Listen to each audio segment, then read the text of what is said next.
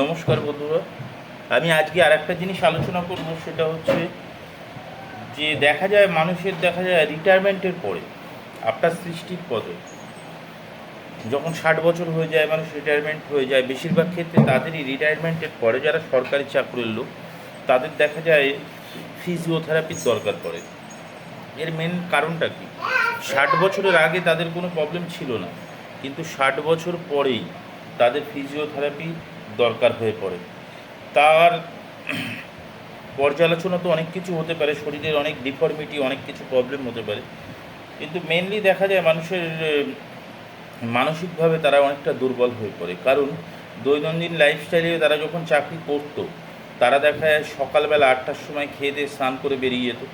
Duty 10টার থেকে শুরু, 10টার মধ্যে অফিসে পৌঁছাতে হবে, সেই একটা টেন্ডেন্সি, একটা ওয়ার্কিং টেন্ডেন্সি ছিল তাদের শরীরের মধ্যে, মনের মধ্যে। এবার 10টায় যে 10টা মানুষের সাথে গল্প গুজব, অফিসের কলিগের সাথে মেলামেশা, সমস্ত কিছুটাই করে দেখা যাচ্ছে সারাদিন কাজকর্ম মিটিয়ে বিকেল 5টা 6টার পরে আসতো। এবার তার ক্ষেত্রে শরীর দেখা যাচ্ছে দৈনন্দিন কাজকর্ম, শরীর অনেকটাই টায়ার্ড হয়ে যেত, মানসিকভাবে অনেকটা টায়ার্ড হয়ে যেত। এবার তিনি যখন 60 বছর হয়ে যায়, 60 বছর হওয়ার পরে তখন তার দেখা যায় দৈনন্দিন যে রুটিন ছিল, রুটিন লাইফস্টাইল অনেকটাই চেঞ্জ হয়ে যায়। পুরো দিনটাই ছুটি। প্রথম রিটায়ারমেন্টের দেখা যাচ্ছে 60 বছরের প্রথম 6 মাস খুব ভালো ভালো কাটায়, যে অনেক দিন পরে ছুটি পেয়েছি, বাড়ির অনেক কাজকর্ম হবে, বাড়িতে অনেকক্ষণ সময় কাটাতে পারবো। 6 মাস পরেই দেখা যায় একঘেয়ে লাইফস্টাইল চলে আসে, সেই একই রকম দৈনন্দিন। কাজের ফাঁকেও উনি যখন ছুটি পেত, সেই দিনটাও ওনার খুব ভালো যেত। অফিস যখন ছিল, সেই দিনগুলো, ছুটির দিনগুলো উনি অনেক কাজে সময় ইউটিলাইজ করতো। লোকের সাথে দেখা সাক্ষাৎ, বাড়ির আশেপাশের লোকের সাথে দেখা সাক্ষাৎ হতো। কিন্তু পরের দিন আবার ডিউটি যেতে হবে, এরকম একটা টেন্ডেন্সি ছিল শরীরের মধ্যে। সেই একই রকম যে ফিজিক্সটা কাজ করত, কিন্তু 60 বছরের পরে বাড়িতে থাকার মনস্কতা যেই শুরু হয়ে যায়, 6 মাস পরে দেখা যায় বাড়িতে একঘেয়ে লাইফস্টাইল, একই কাজ, ঘুম, সময় মতো খাওয়া, বাজারে যাওয়া। আর যারা দেখা যাচ্ছে 10টা থেকে 5টা থেকে ডিউটি করতো, তারা ওই 10টা থেকে 5টা অবধি টাইমটা স্পেন্ড করার জায়গাই পায় না বেশিরভাগ ক্ষেত্রে। এবার সুতরাং সেই সময়টা তারা বাড়িতে শুয়ে বসে কাটায়।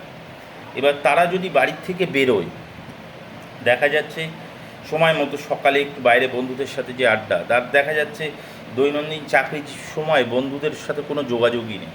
এবার 60 বছরের পরে যখন বন্ধুদের সাথে যোগাযোগ করতে যায়, অনেক বন্ধু দেখা যায় তাদের সাথে সেরমভাবে ফ্রি মাইন্ডে মিশতে পারে না, বা তিনিও বন্ধুদের সাথে, আশেপাশের লোকের সাথে ফ্রি মাইন্ডে মিশতে পারেন। এবার উনি 2-3 দিন তার সাথে দেখা করার পরেই দেখা যায় আবার বাড়িতে এসে আর যেতে ভালো লাগছে না, বাড়িতে এসে পড়ে গেল। মানে সবই মনের একটা কিন্তু দুর্বলতা আর মানসিকভাবে উইকনেস। এবার উইকনেসের ফলে দেখা যায় কোনো কোনো প্রবলেমগুলো দেখা যায় ভবিষ্যতে বা অতীতে দেখা যাচ্ছে কোনো পুরনো কোমরে ব্যথা, মনের থেকে কোমরে ব্যথা, মানে শরীরের যে অঙ্গ প্রত্যঙ্গগুলি সবই দুর্বল হয়ে যাচ্ছে আস্তে আস্তে। আমরা যত কাজের মধ্যে থাকবো, শরীর মন সবই ভালো থাকে। আর যত আমরা বসে শুয়ে থাকবো, কোনো লাইফের টার্গেট থাকবে না, কোনো কাজ করার স্পিয়ার, করলেও হয় না করলেও হয়, এই টেন্ডেন্সি চলে আসবে, শরীর কিন্তু উইক হয়ে যাবে। তো যত আমরা দেখব কাজের মধ্যে আছি, যদি আমরা দেখা যাচ্ছে 60-এর পরও কোনো কাজের সাথে যুক্ত হয়ে যাই, কোনো কিছুর সাথে যুক্ত হয়ে যাই, কোনো বিজনেসের সাথে যুক্ত হয়ে যাই, এই যে ছোটোখাটো টাইম পাসের জন্য কিছু করি, 10টা লোকের সাথে মিশি, গল্প গুজব করি, তাদের সাথে হাসি ঠাট্টা করি, বাচ্চাদের সাথে মিশি অনেক প্রচুরভাবে, বাচ্চাদের সাথে খেলাধুলা করি, বাচ্চাদের মতো হয়ে যায়। বাচ্চাদের মনে মানসিকভাবে কোনো টেনশন থাকে না, তারা সবসময় খুশিতেই থাকে। তো আমাদের মনটা 60 বছরের পরে যদি বাচ্চাদের মতো করে নেওয়া যায়, বাচ্চাদের মতো লাইফস্টাইল মেনে নেওয়া যায়, বাচ্চাদের মতো খেলাধুলার সাথে জড়িয়ে যাওয়া যায়, বা কোনো কাজের মধ্যে ঢুকে যাওয়া যায়, কোনো কাজের মধ্যে নিজেকে নিবেশ করা যায়, তাহলে কিন্তু লাইফস্টাইলে দেখা যাবে ফিজিওথেরাপিক্যালি প্রবলেম, এমনকি বড় বড় সুগার, প্রেশার, অনেক কিছুই নর্মাল থাকে।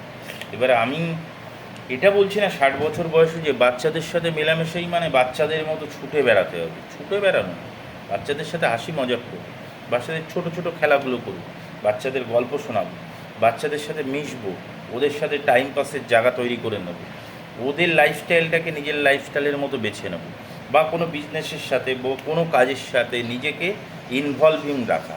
ঘর থেকে বাইরে বেরোন। ঘর থেকে যত আপনি বাইরে বেরোবেন নিজে তত শতপুষ্ট থাকবেন, সুস্থ থাকবেন। দেখবেন এই ছোটোখাটো যে ম্যাটারগুলো সেগুলো আপনার লাইফে সারাই দেবে না কোনো। আর নিজেকে যত কর্মব্যস্ত রাখবেন, নিজেকে যত অ্যাক্টিভ রাখবেন, তত দেখবেন নিজে সুস্থতার সঙ্গে সারা জীবন খুব ভালোভাবে থাকবে। আর এই ফিজিওথেরাপির আপনার দরকার খুব কমে যাবে, কারণ শরীরে পেন হবেই না, ডিফর্মিটি হবেই না যত আপনি কাজের সাথে অ্যাক্টিভিটি থাকবে। 60 বছরের পরে আরও অ্যাক্টিভিটি বাড়ানোর কথা।